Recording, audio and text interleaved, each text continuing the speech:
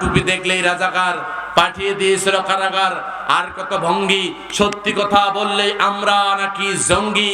আল্লাহু আকবার জিন্দাবাদ, কোরআন মানলেই মৌলবাদ, ক্ষমতার বাহাদুরি, জনগণের টাকা চুরি, কত দুর্নীতি সমাচার, পিলখানার হাহাকার, সীমান্ত বর্ডারে নির্মম মার্ডারে কত শত ফেরানি, বিচার আজ পর্যন্ত মেলেনি।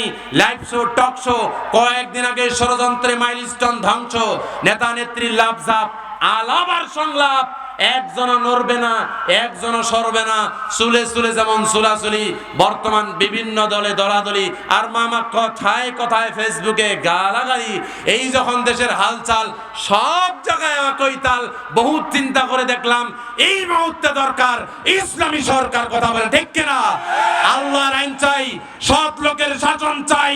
আবু সাইদ মুক্ত, শেষ হয়নি যুদ্ধ, সবাইকে দেখা শেষ, ইসলামের বাংলাদেশ। কথা বলে ঠিক কিনা?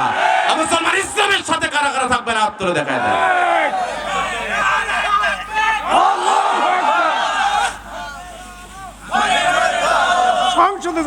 যে শীত তাকবীর একালে হোমিওপ্যাথিক ওষুধ হয়েছে, এটা এলোপ্যাথিক 500 এজিথ্রোমাইসিনের একটা তাকবীর দেন তো। লিল্লাহি তাকবীর, লিল্লাহি তাকবীর, আল্লাহু আকবার।